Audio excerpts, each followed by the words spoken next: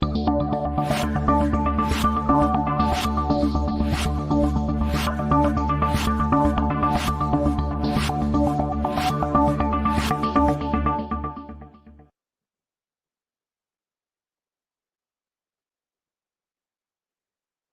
evening, viewers, and welcome to Candid Talk's special episode on mental health. Now, as the COVID-19 pandemic continues its spread across the country, much of the public discourse still focuses on the statistics around the incidence of cases, the mortality rate, the recovery rate, the R0, as also statistics around the economic impact. But what isn't discussed as much as it needs to be is the no less telling, no less debilitating impact upon the human psyche. And this evening, talking us through some of the main challenges and possible solutions are two of the foremost experts in the field. We have Dr. Ranjan Ram, who's a well-known thought leader in the domain of mental health and a senior psychiatrist. He's associated with Apollo Gleneagles Hospital, and he's also the joint director of the Mental Health Foundation. We also have with us today Ratnaboli, who's a clinical psychologist, founder of Anjali, a mental health rights organization, and Ashoka Fellow. She's also an awardee of the Human Rights Watch's Alison de Forget Award for Extraordinary Activism. A very warm welcome to you both. Thank you. Dr. Ram, we'll get started with you. Let's first maybe revisit and critique some of the constructs upon which this entire narrative of the impact of pandemic is built. And one of the main things, unfortunately, like it or not, we live in a paradigm that's characterized by labels and by hashtags. And one of the main labels that's going around is this catch-all phrase that supposedly circumscribes and describes everything that we are going through. And it's called the new normal. How do you respond to this? No, I think to be very brief, I don't think it is remotely anywhere near normal, really. So I know this is a cliched thing to say that it is the new normal. This is how its life is going to be. Maybe I'm not adapting that well to the changes, but I remotely cannot force myself to think that this is anywhere near normal. I want it to be a lot more normal than what it is. But also, I realize the other viewpoint where, we need to make ourselves believe that in this very, very difficult times, in these very, very, tragic times, really, there is a semblance of normality. And as Ratnaboli would agree, language is very important. The way we frame our thoughts is very important. So it may be that the thought leaders who are, planning all this, planning our headspace, how we think, they are ingraining this idea that this is somehow normal. And I think we have to live with it. And so therefore, in a way, I can see the counterpoint that why we should be starting to think this is normal. But personally for me, I'm struggling to think this as something which is normal. Mm-hmm. So Ratna, when we're talking about a normal, I think that there's a dual problem here, because not only are we glossing over the huge sort of disruption that it's causing in our lives at the personal front and the professional front, it kind of trivializes, all the trials and tribulations that we are going through on a daily basis. Isn't that the case? Yeah. So thanks, Avik, and hello, Jaja, and hello to our invisible audience. This is what the pandemic has unleashed on us. And then the question is this the new normal where we can't see each other? Avik, I'm very, very uncomfortable with this rhetoric of new normal. And while I agree with Jaja that language is very important, but what is that language saying to us? First of all, those of us who have been in the field of activism, we know that normalcy did not work for majority of people. And normalcy, being normal, is a statistical notion, as all of us know. So, therefore, the whole notion of normalcy is also about a seductive comfort and not challenging the status quo. And when we are talking about new normal, in a way, it also speaks about how we are appropriating what's going on today as the standard. The whole physical distancing bit, the mask bit, hand sanitizing bit. So that is being appropriated as a standard, which is also problematic given the diversity of our country and how people live um, on less than $1, most of the people. The third thing about new normal is that it is not taking into consideration the psychological well-being of people, which is very, very critical for us, for me as a social worker, as an activist. Therefore, I think to look at the present pandemic through the lens of normalcy or new normal is perhaps problematic. Absolutely. Dr. Ram, let's pick that up and roll it up to the sphere of the community from the individual. We'll get back to the individual in a few minutes. But talking about the community, whenever you have anything as devastating and as widespread as what we are undergoing, had it not been for the fact that this is COVID, which is highly contagious, had this been a natural disaster, had this been a flood or an earthquake or a cyclone, you'd probably agree with me, because this is something that you have said in one of your recent interviews, that the sense of the community coming together and being there for each other is absolutely essential to for cementing people together, right, and building that resilience sort of ground up and inwardly. Now, how difficult is that when by the very nature, by the very dint of this particular virus, this very ailment, right, it negates the possibility of social congregation and all of those, sort of getting together and bonding and that cultural impact, which otherwise could still have buoyed us together? Yeah, that's a very interesting question, and thank you for asking me this. I have, as a mental health professional, as a psychiatrist, this whole process has been an uniquely, opportunity for me to learn. And at some levels, what has fascinated me are two aspects. One is our individual response to the pandemic, how each of us are reacting, responding, but also the community response to the pandemic. Now, these two are not necessarily synchronous with each other. So community responses have been quite diverse. So are people in Sweden responding the same way to the pandemic as people in India? Are people in Ladakh responding the same way to the pandemic as, say, in Kanyakumari? So obviously there are differences, and one can make a study and one can try and understand how communities are responding to the pandemic, how they are responding to the challenges. While there has been some of the heartbreaking, scenes, situations where we have felt a lot of despair about how the community has responded, particularly with respect to how we have treated our frontline workers, how we have treated our police, health professionals, and at a more higher level, at a governmental level, how if you think the bureaucrats or the administration as a community, how their response has been.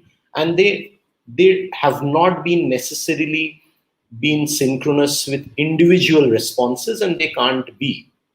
Now, even during this time, what has been very apparent to me, that I have been actually heartened by how many communities have come together and shown remarkable resilience. And This was very obvious to me during Amphan, which was a double tragedy to hit West Bengal. And I cannot tell you how many young people I saw, how many community workers I saw, how many NGO workers I saw who stretched themselves beyond their capacity and reached out uh, to help communities which are less privileged. I hate using this word ordinary people, but if I'm allowed to use this word, I saw many, many civilians whom we would not have thought of, great acts of heroism, actually rallied round together and stood by communities which has been ravaged. So I think this pandemic has taught us that as communities we can come together and rise to the challenge. Also at the individual level, many of us have shown remarkable resilience, and although there are stories of a lot of mental health problems, but again there are stories of where people have shown enormous courage and managed the whole pandemic in very, very adverse situations. Okay, very quickly, I would like to respond to what Jaja said, and I would like to bring in 2, 3 points which I have also been thinking. That while it is true that community has responded, has really come together, but if you look at the public messaging by the government, the public messaging really has changed. The tonality has changed. Because in the first 3 months within the pandemic, it was a fantastic orchestration by the community where we saw community kitchen, where we saw people, civilians going out and holding hand for each other. But slowly from the fourth month till now, the whole tonality of public messaging has become extremely individualistic. For example, I mean, all the offices are open, but the transport is not plying the way it should be. So how you mitigate the challenges during pandemic is up to the individual. There are, at this moment, while we are talking, about 1.5 lakh people have lost jobs. So I think the messaging is, I feel, is discriminatory, one. And secondly, we talk a lot about resilience in the times when we face critical situations like Spanish flu or like tuberculosis or like the pandemic COVID-19 now. My point is that why would ordinary citizens be resilient for something that the state is supposed to be responsible of? Why the planning is not effective? Why there is still uncertainty? Why we do not know what steps we are to take now to keep ourselves safe, yet carry on with our lives? So, therefore, I think we have to decode and deconstruct the entire idea of resilience, because I think we also have to acknowledge our vulnerabilities. We have to understand that there are a whole lot of people who are really marginalized because of the economic conditions. Absolutely. And if you both mentioned the government, so let's bring that up now. I wanted to do this later on, but let's do that now. I'm not going into a critique of what the government has done and could have done and should have done in terms of enhancing its, the entire public healthcare system, right? But let's just compare and contrast what the government has done, the amount of time and resources and energy it has spent to develop the supply chain, if you will, the supply line of doctors, of nurses, of field hospitals, of PPE kits, of ventilators, right? So you put that on one side and you compare that with what the government has done to preserve and protect, if not enhance, the mental and psychological well-being. Let's compare and contrast these two parts, please. Ratna, you go first and then we go to Dr. Ram. has it done anything to conserve the mental health of people? I think it is the goodness.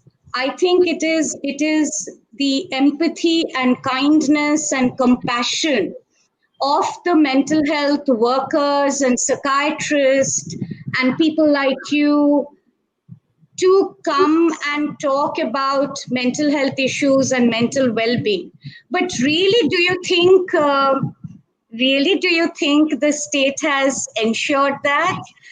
Um, well, and I also think that when we are talking about mental health and well being, we have to situate it in the ecosystem framework because we cannot look at mental health or psychological well being without its intersectionalities with class, caste, gender, sexuality, and most importantly, the economics.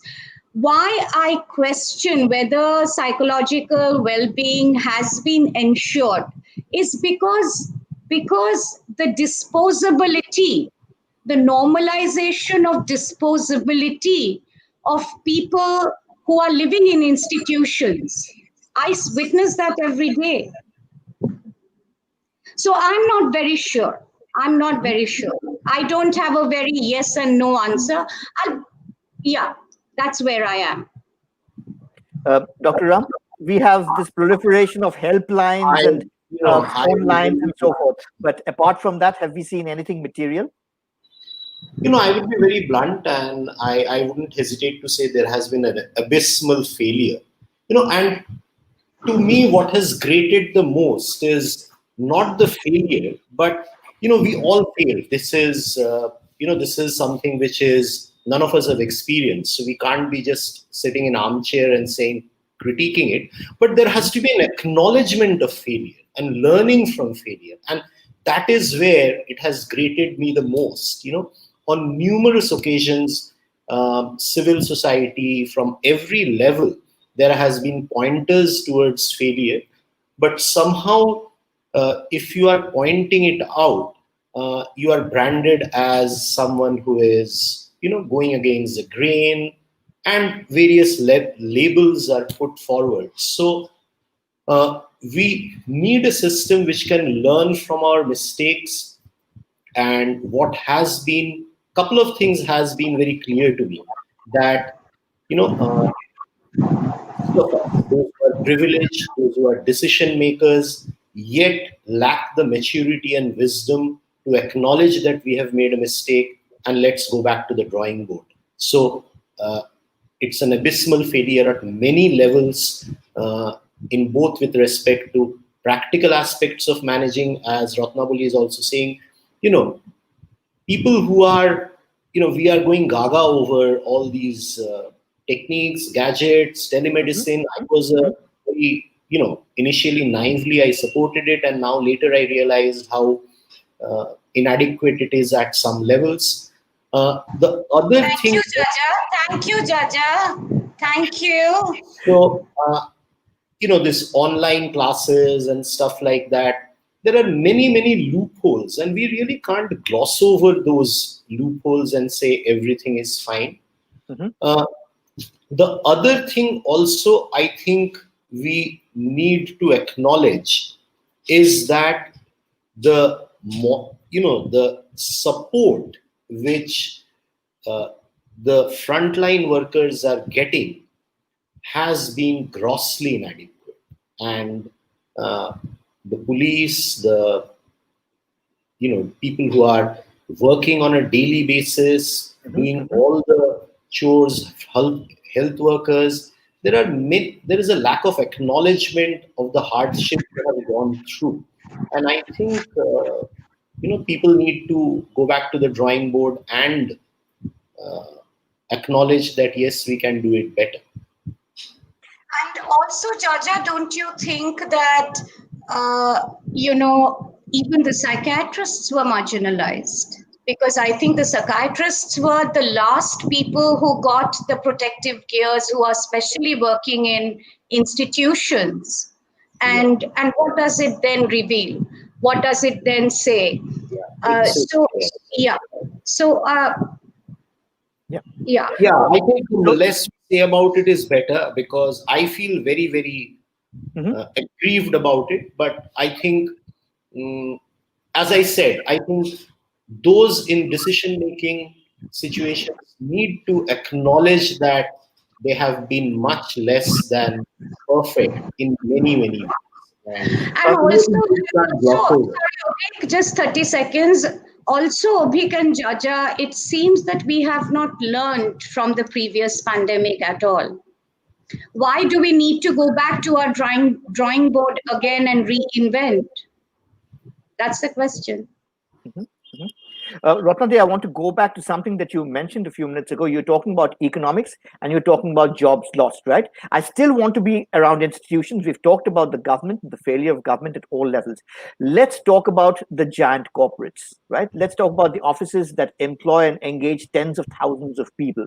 And let's also talk about those which have institutionalized wage cuts, which have institutionalized retrenchment en masse, and then the remaining workforce, right? They are typically, many of them are working from home. And the common narrative, because I come from the corporate world and I talk to a number of people across the board, right? Uh, the positive thing that I hear from a number of people is that, okay, this is good, because for the individual, particularly if it's a metro or a very busy city, you are saving time on commuting, you're saving time on traffic, you are de-risking yourself, and you're working from the comfort of your home, and therefore it's a win-win, right? And productivity is higher, and supposedly morale is higher. But what I think this completely belies is the entire experience of alienation, being completely disconnected and living in this surreal, you know, stuck in time limbo kind of a world where all I'm seeing is a whole bunch of faces, and sometimes not even that, because if it's 3 or 4 people, this technology will work. If it's 35, there's no way this is going to work, right? And that again is the reality of the day. Ratnadeep, your views on this first, and then we'll go to Dr. Ram. Abhik, uh, let me bring in the gender angle here. And I see Shomi Roy Chaudhary here, who heads very big CSR um, in the eastern region. But let me bring in the gender angle. You know, this work from home is actually a bubble, especially for women, because it's not a win win situation at all. When I look at myself, I think I'm working much harder than what I used to when I used to attend office. And it is extremely stressful. And you know how I learned this? I learned it from the BD workers in Murshidabad. They would put their children on their lap and do the BD binding work. And there was not a moment of respite because they had to do the housework, they had to still do the BD binding for earning to augment their income. So therefore, for the women to work from home is not at all easy because they have to manage their children, they have to manage home, then they have to find the privacy. And then, Obik, you're talking about a certain class of people who have privileges.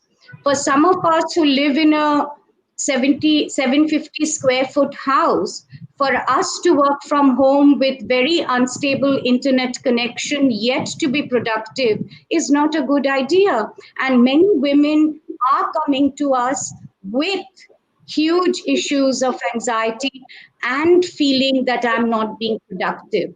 And also, this pandemic has brought into light the huge emphasis on productivity. And what is productivity, Abhik?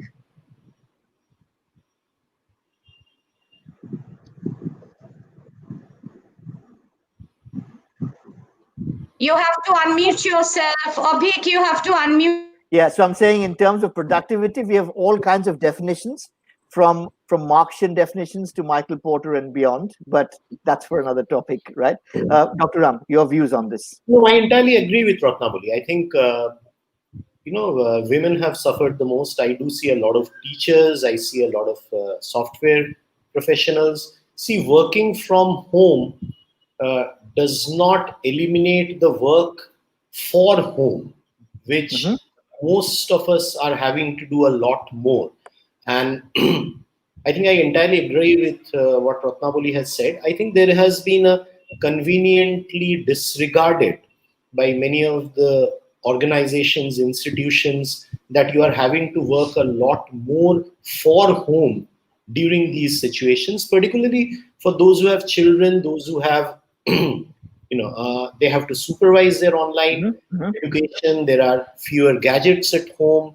There is an assumption of privilege that there would be 3 or 4 gadgets, so my 2 children will be having their online classes in 2 separate gadgets. I will be able to work and complete the Excel sheet on a separate gadget. There would be maids around who would be serving the food.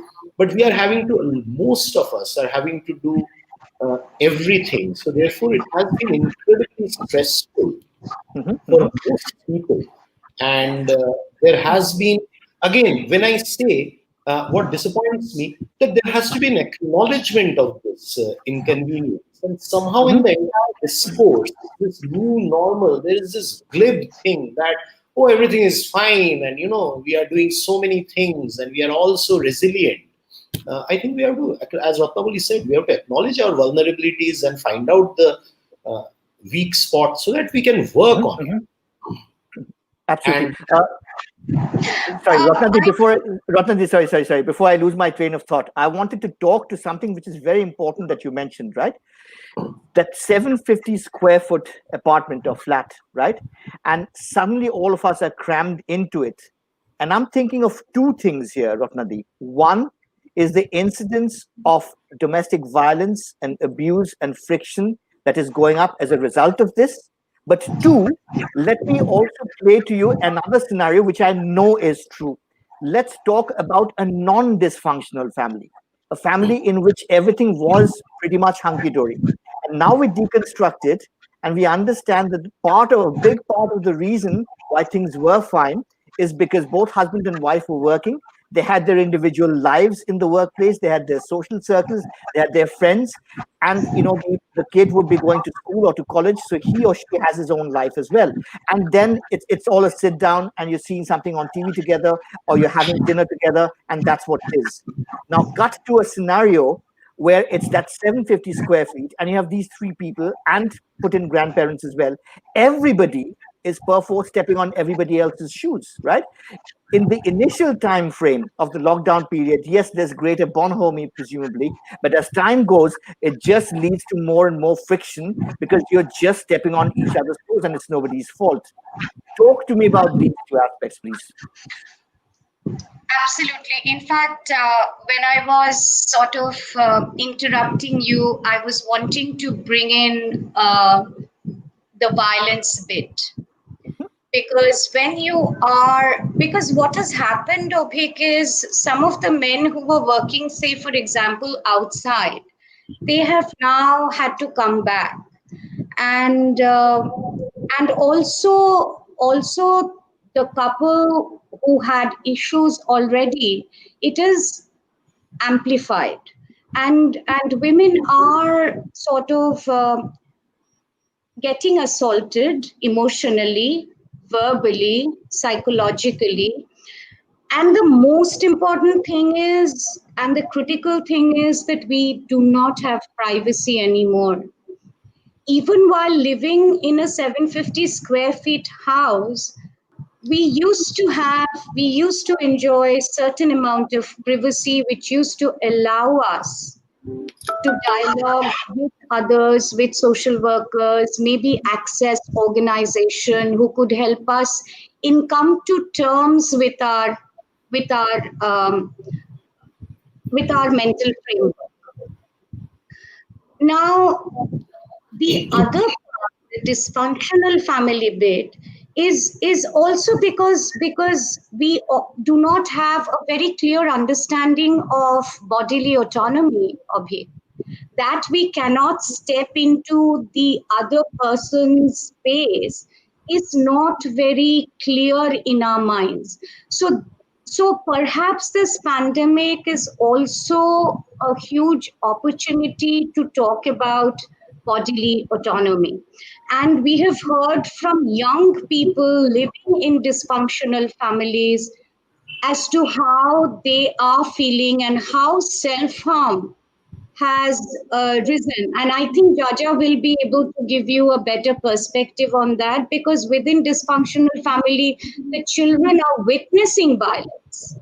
And therefore, there is this huge propensity to self harm. And as you can see, that one of the concerns of mental health professional is the sudden spike of attempted death by suicide. We have seen that, and there are economic reasons, and there are familial reasons, and there are social reasons as well. So both the narratives are valid, and we have to work through the narratives and acknowledge what's going on.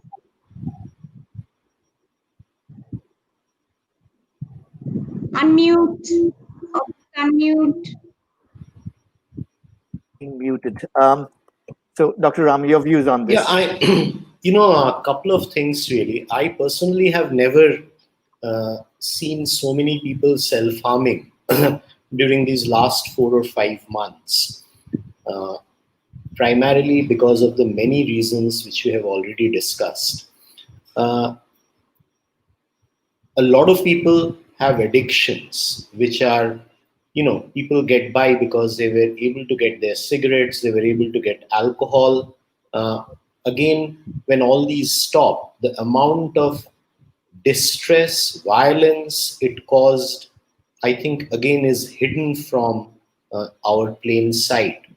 Also, apart from all the issues which we have already discussed and referred to, very interestingly, a lot of young women whom I have been seen, also young boys, for them, this lockdown was a metaphorical space of helplessness where they re experienced abuse, being locked into a situation from which they can't escape, although they are free of the abuse now.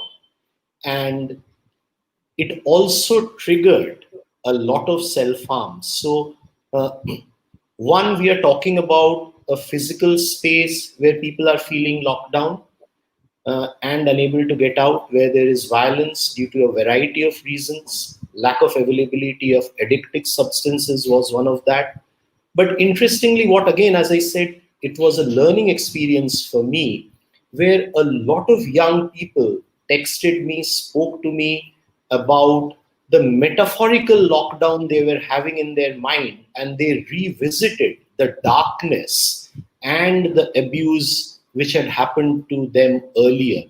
So I think, there are so many facets of this entire phase we are going through that we are still learning. And I think we have to be very, very reflective about what is happening to us and how I'm relating to others. So there's a lot of self reflection, I think, which is needed during these times. And also, I think we need to be kind.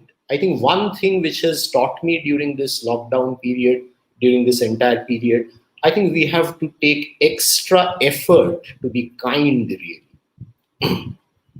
Let's, Ratnadi, let me tie this in with what you talked about right at the beginning of the program. And you talked about the power of words and languages and what they signify.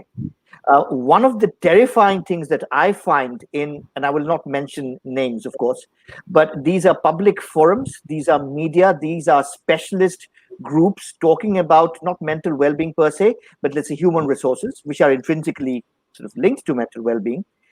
And I see taglines and I see headlines where we're saying empathy is trending across the board in pandemic times.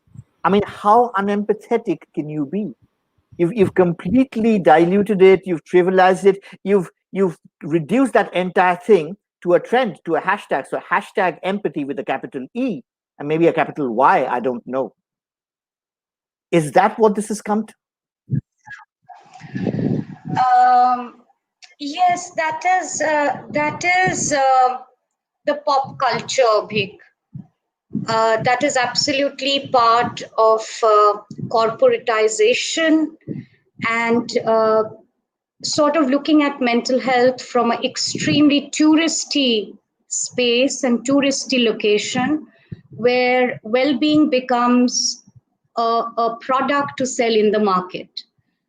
For many of us who have been working in the sector, empathy is a value that you practice on a day to day level, even in your own lives. Because in your own life, if you're not able to practice empathy, you cannot extend that to the outside world. So that is one thing I want to say. Then there is this huge thing about how we conflate empathy with kindness, and kindness and empathy and compassion, they are not one and the same thing. So we have to understand what empathy really means, and we have to go beyond these hashtags, because I also participated in a hashtag of flatten the curve, and then I realized that the curve is not flattening. So Mhm. we do give in to certain hashtags because that is the moment. But as Jaja said, that we have to be reflective, and compassion, empathy, kindness, they are values, and you have to make it a part of your life to be able to practice with others. And thirdly, the most important thing is that language is political. So, what language you are using and where that language is coming from is very important. So, Mhm. if Mhm. big corporations are using empathy, then what is the gaze? And if a mental health professional is practicing empathy, what is the gaze?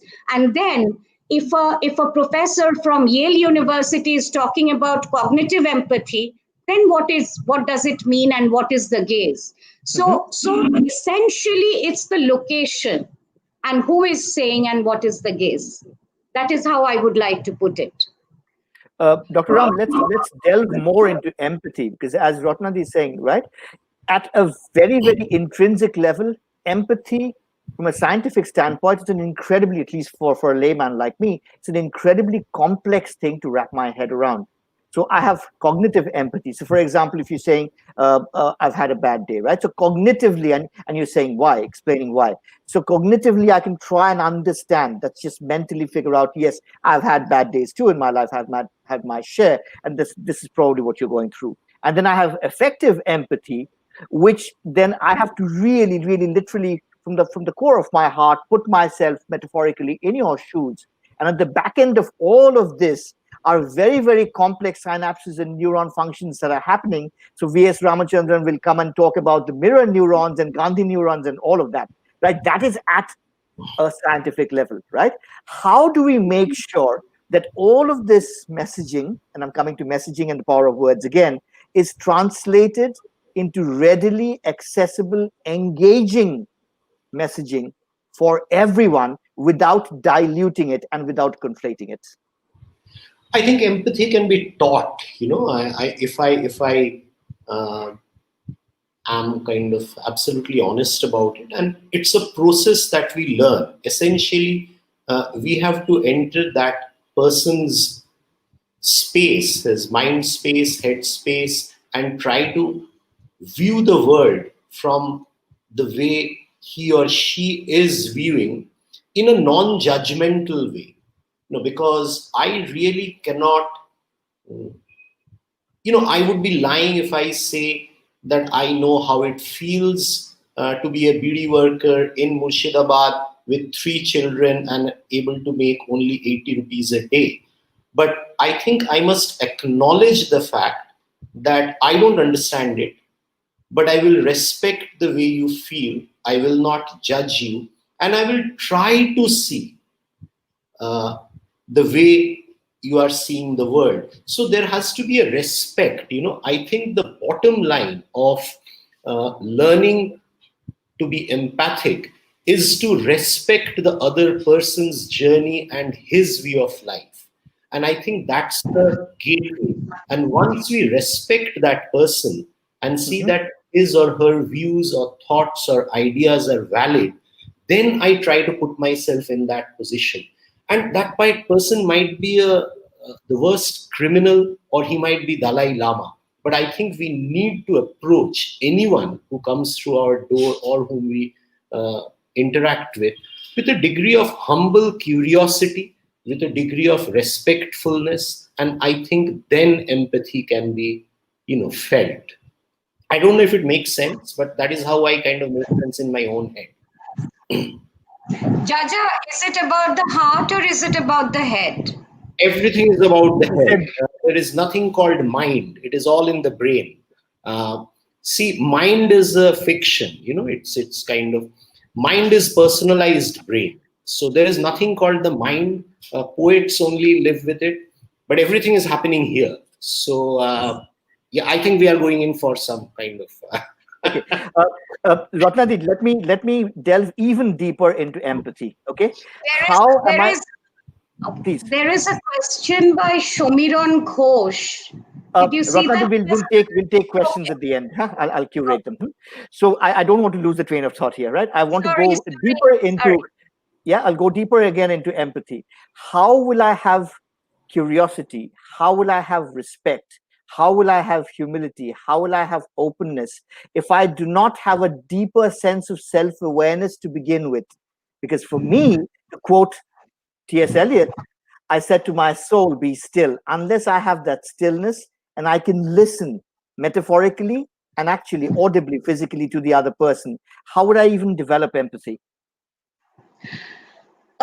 Before that, Abhik, a question for all of us on the panel, around the table, and also for the wonderful audience who have joined us. That do we acknowledge the person sitting in front of us as equal? Does Jaja acknowledge the person who comes in as a quote unquote patient as his equal?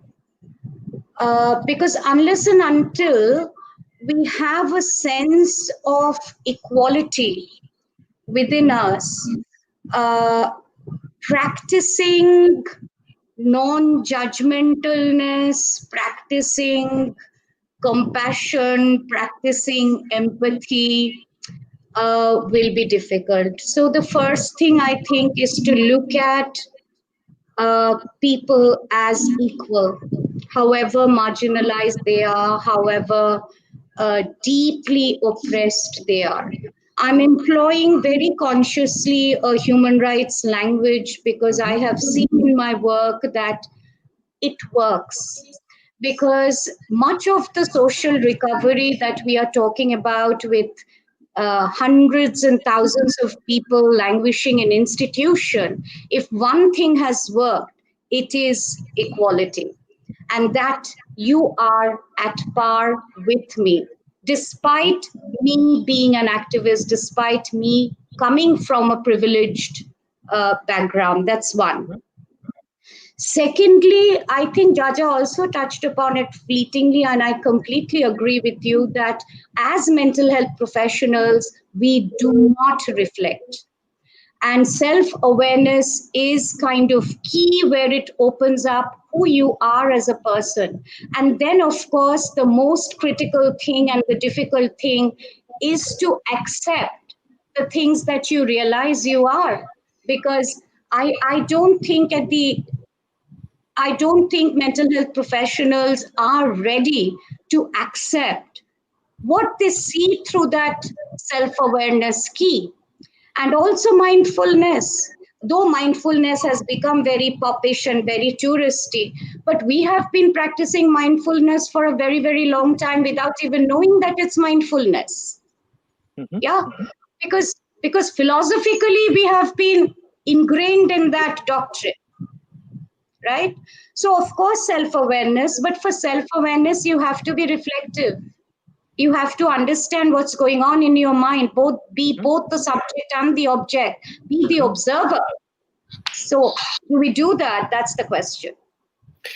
Can I just mention a couple of points? Please. I'm glad that, I think what Ratnaboli said about equality is very, very important. And I would like to kind of point out is that when I mean we, all of us, are taught to be unequal. And it takes a lot of unlearning and listening to the voices with whom we are working to get out of our emperor's clothes and kind of treat the other person as equal. The institute where I trained in, I was taught that I am one of the, I'm an incredibly privileged person. All of the psychiatrists who train from other institutes are fools. And at various levels, you will see that our caste system, our sexuality. So if I am a heterosexual, cisgender male, then I'm better than someone who is transgender. So you see that this whole concept of equality is something which we have to unlearn through ages of teaching. Only if we hear the voices with whom we are, working for. So I think there is a lot of unlearning which we have to do, which unless we are self-reflective, we can't do. The other thing, I'm glad kind of Ratnaboli mentioned it. I'm at times I'm at times horrified with the attitude of mental health professionals when we are working with someone. And suppose, Avik, you come to me for therapy, and I give you certain prescriptions of how you can be okay, and then you don't get better, then I would blame it on you. That is, it's your fault. It is somehow you who have failed, and I am therefore lacking. yes, you are bad. And what despairs me really is our attitude. When I say our, I include myself. That at times I have got angry because you or Ratnaboli haven't improved somehow, as it is your fault. We do not see that the way we are approaching the problem, maybe we can improve. We can, process what is happening better. So I think that mental health professionals get away with a lot of misdoings. A cardiac surgeon won't, a physician won't. If I treat your hypertension in the wrong way, you would go to, you would figure it out quickly. But the emotional damage and the labeling I cause you, you will bury it within yourself and live with it. So I think there needs to be a lot more self-reflection amongst mental health professionals about this tyranny of our practice. We pontificate on everything, on why someone doesn't look depressed yet has killed themselves, why Donald Trump is mad. We know everything. Psychiatrists and mental health professionals are supposed to be the happiest people, but sadly it is not. So I think there is a lot of unlearning to do. Rotary, Yeah. wanted to add something. Yeah. I am fascinated. I am absolutely fascinated to hear Jaja.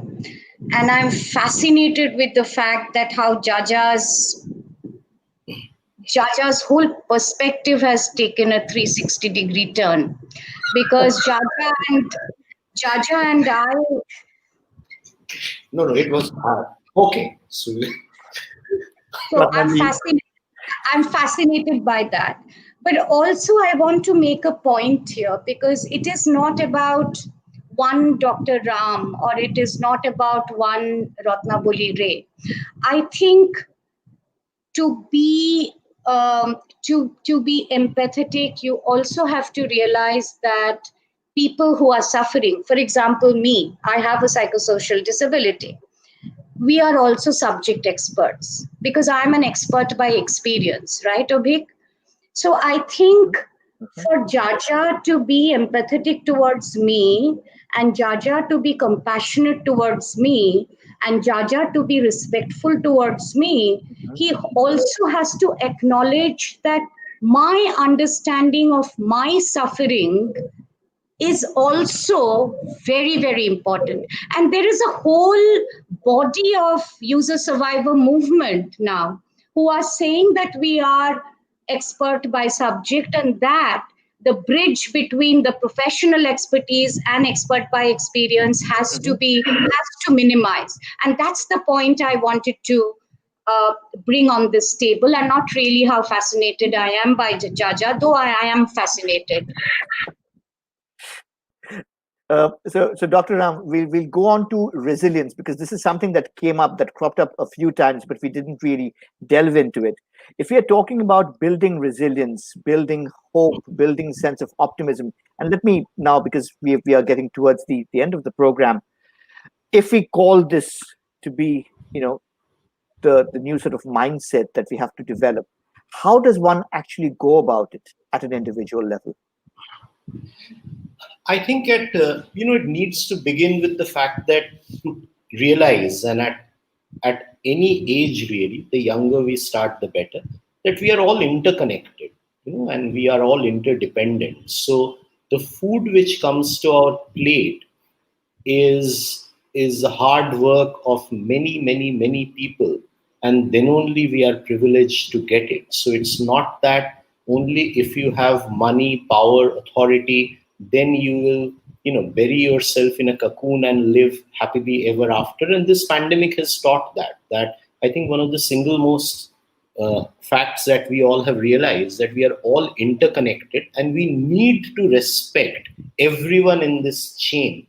So therefore, that is how resilience comes through. That through support we can stand by each other, and together we can withstand many adversities. And resilience also comes, which we have learned from the kind of work the disability group, the feminism movement has taught us, that we need to stick together. And therefore, there is great value in interconnectedness, peer connectedness, social connectedness, in whichever macro ways we develop this through sports, through education, through youth community programs, we promote connectedness, automatically resilience will develop. Ratnandi, you wanted to add something? I wanted to just add that why are we still looking at resilience from an individualistic point of view? Because when Jaja speaks about putting the food on the table, I think state has the responsibility to put food on the table, and it is very unfair that the state will not put food on the table yet expect us that we will be building blocks one by one, and basically overcome that. I think that kind of resilience is not something that we would like to look into. And that's exactly what the comment was some time ago by Devashish Sengupta. Let's bring up a few of the viewer questions, starting with Shonok's question, Shonok Mukhopadhyay. While we're waiting, I'll just paraphrase it. So Ratnadi, the question was around, can we propose whether or not is it for me? Is it for me? Well, it's for both of you, right? So when we're talking about the institutes, we're talking about the authorities, we're talking about the powers that be, those who have the resources, right? They have the funds and they have the people, they have the wherewithal. Is there something like a basic minimum framework that as mental health professionals, we can suggest to them, that we can recommend that this is something that needs to be implemented? Absolutely. I think there is a very well entrenched and well embedded human rights framework, and many of us have been looking at mental health from a human rights framework for at least the last 15-20 years. And that is why there is a constant friction between Jaja and me, because I come, not really in a metaphorical way, not really, but because I come from a human rights framework where the essential values are that of respect, equality, self-determination, and all these are documented framework. It is just that because we look at mental health from a health perspective and do not locate it within the larger ecological system framework, which also talks about human rights, we find it difficult. And also in mental health, the perennial and quintessential debate is how can we apply human rights, because people with mental health condition are not the legitimate right holders. But we have gone past that discourse And it's now established that whatever my mental health condition is, I still can be a rights holder and I have my entitlements.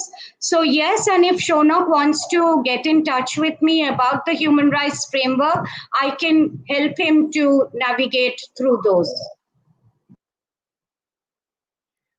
So, Dr. Ram, your views on a framework? You're on mute. Dr. Ram, you're on mute. You're on mute. See, any suffering has to be seen in a social context.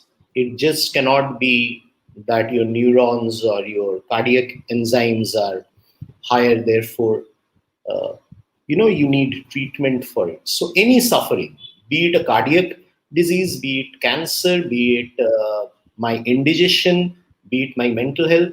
And I think because there is a very strong medical model, human suffering has always been placed in the medical domain, ignoring the social context to the advantage of people like me. And I hate to admit it. And I will fight tooth and nail Ratnaboli to kind of maintain my sanctity, maintain my hierarchy. And I hate people like her who question my values. But a part of me actually also welcomes this loud noise. I believe whenever there is a majoritarianism view, like some sections of psychiatrists in mental health, there has to be an opposing view. So although I may not like it, but I think it is essential. But primarily, I would like to expand it to all sections of healthcare, really, because any suffering has to be placed in the social context and not only mental health. So, so therefore the user views, the consumer views, whichever way you want to put it, I think there has to be a larger acknowledgement of the social context. Yeah, just a very, very quick intervention. I think Jaja, when he talks about fighting with the likes of me, Ratnaboli Ray, essentially we are talking about the ingrained power and how that power kind of unfolds and unpacks as a mental health professional. That's one part of it. But I will also have to say that in response to Shonak, that while Jaja, the Bible that he follows, the DSM-5 or ICD-11, just like that is not a Bible, similarly, the human right framework is also not a Bible. We just have a framework like the diagnostic manual for reference and for guidance, but neither of them are written in stone. So there is a lot of reflexivity and space to negotiate and renegotiate. And so Jaja and I will keep on fighting because it's about power and power equity, and mental health is about equity. And bald men will win. I have a fascination for follicularly challenged men anyway. All right, Ratnadi, this is the question that you wanted to take earlier on, and this is completely for you, definitely for you. Shomiron's question, right? We are talking about the vulnerable sections, the underprivileged sections, and they're being reduced again and again to just statistics. Shomiron, I'm glad that you brought up this question in today's discussion, because if you remember, I was talking earlier about the disposability and normalization of disposability. One of the powerful defining moment of this pandemic has been a young child being put on a trolley and pulled. That's one powerful defining moment.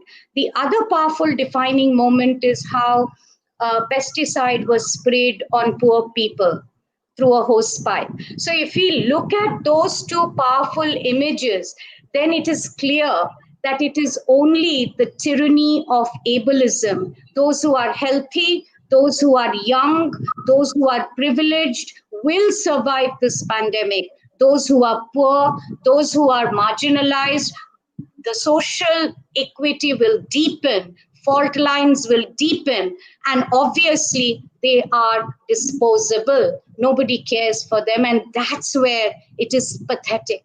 And that's where we need to come in together as civil society and demanding fairness, and equity. Thanks, Shomiron, very much for your question.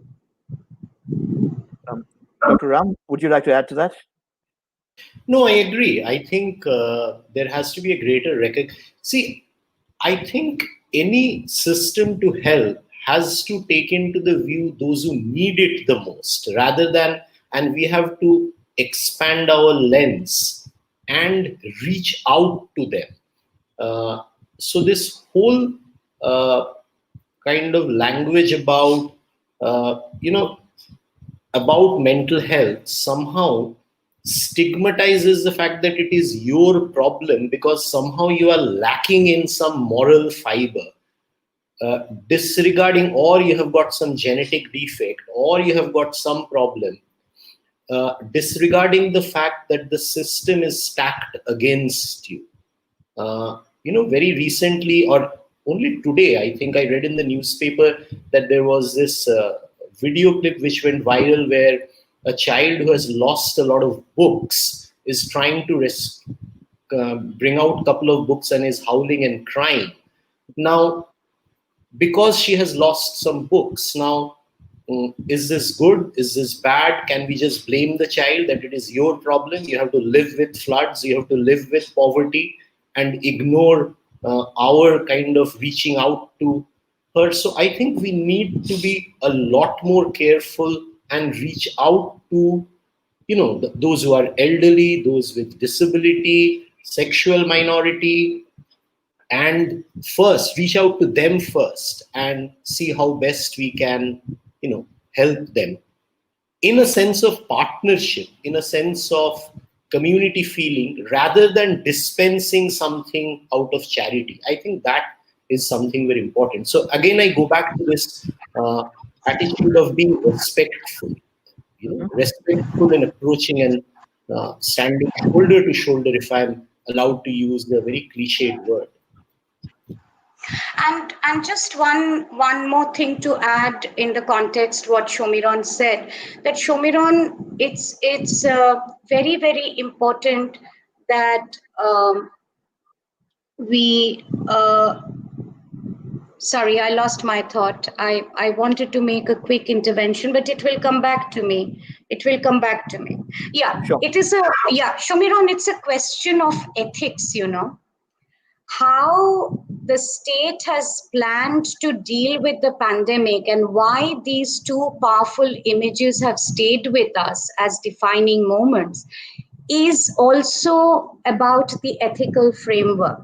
And I think as citizens, we have a right to question the ethical framework of planning and negotiating through this pandemic. Yeah, sorry. So question for both of you. How important is the assessment of mental health? And is there really something like an assessment for mental health? I think there has to be a much, deeper acknowledgement that mental health is very, very important.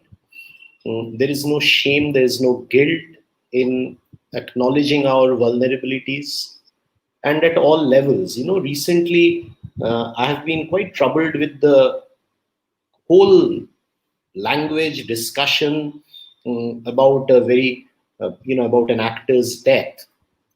And there has been comments such as, he did not look depressed. Now, this really is baffling, when you have, you're in 2020, when you have advanced kind of knowledge about everything, how does one look depressed? Is it this whole concept of being depressed, mad? So there is a visual image to it. And if you don't fit in the box, then somehow, therefore, you are not requiring that kind of help. And it is so deeply entrenched in our psyche, despite years of work. In a way, I blame ourselves, mental health professionals, activists, because I think we have failed spectacularly in getting the message across. The community ignorance about such things only reflects our failure, and I own it, that it is actually my failure to convince Avik that he cannot make a statement like this. So I think there has to be a greater acknowledgement, greater push, a stringent push to take this through. Very quickly to respond to Anitesh's question, the answer is very complex, and there is no one telling of the question that he raised. So, while assessment is necessary, it is also up to me whether I want to be assessed or not, because mental health is my own mental health, and I have to assess whether I want to live with my hallucination, with my delusion, which may perhaps give me comfort. So that is a contentious area. It has no yes or no answer. It's a complex telling, and there are narratives and counter narratives to that question. In general, do we need assessment? In general, yes. But that assessment has to be customized. That assessment has to be bought in by the individual. I have to decide, Abhik, if I want to be assessed or not. If I think my recovery is all right and I'm doing all right, then does Jaja really have the jurisdiction, or Jaja really has the space to question and make an assessment? But Ratnaboli, here's the counter to that, right? Let's assume that I'm really, really suffering from depression, and it's gone to a state where I am not really in a position to even think of the fact or even realize the fact of how depressed I am, right? So if I don't know, I don't know what I don't know, right? So I think this is the state of being that is expected. This is who I am as of now. Therefore, I don't need to be assessed, and therefore I wouldn't find out. Abhik, this can become a topic of another panel, and I Okay, really sure. don't want to go there, because if I go there, then the whole discussion that we did till now is going Okay, to get completely okay. all right. We'll have a part two. Yeah. I take what Ratnaboli is saying. I understand that, but I would, I think we need a bigger discussion. There are many caveats to it, and I think what we need to be mindful that we can't really force assessment and Mhm. kind of do things which are not beneficial. Now this beneficence is again a debatable concept. Whose beneficence, whose benefit? But I think we really cannot uh, not acknowledge the fact that many people have such great suffering that they do not realize that some help, some assessment will make their lives better. So we can't really lose sight of that. But I think it's a bigger debate for next time. Absolutely, and we should definitely have another one. So the question that was on your screen earlier, because we talked about working professionals, we talked about families, we talked about younger people, students, etc. One question which I think is very, very pertinent, we haven't really delved into it, and that's about the senior citizens, right? As younger people or relatively younger people, we've still been kind of going outside, even for essential services. But elderly people, they're completely stuck. 4 months, 5 months, it's absolutely devastating. So, is there anything from your standpoint, from both of you, right, that you can suggest to them that they can do to kind of keep themselves engaged and active and positive? I will begin with that because I think again it is an obligation on our part. Those who are more able, those who are more kind of able to reach out to call them, extend all forms of support, so that they feel reassured. The responsibility of going through these very difficult times cannot be just left to them. So I think we need to be much more careful about all sections which are not able to traverse this phase with the degree of ease which we are assuming. One of the things which practical things which I have seen has helped a lot of the elderly people whom I have spoken to is kind of regular phone calls from people who are around them. The other thing to cut down on this information epidemic, isn't it? This infodemic of what needs to be done, what can't be done. Can you read newspaper? How many times you have to wash the, uh, you know, vegetables which are coming home? Can you touch the kids? All that stuff. So I think there has to be some limitation on the amount of news they are searching, the amount of WhatsApp messages they are believing, because I think it has caused a great deal of anxiety, unnecessary panic and anxiety in them. Absolutely. Ratnadi?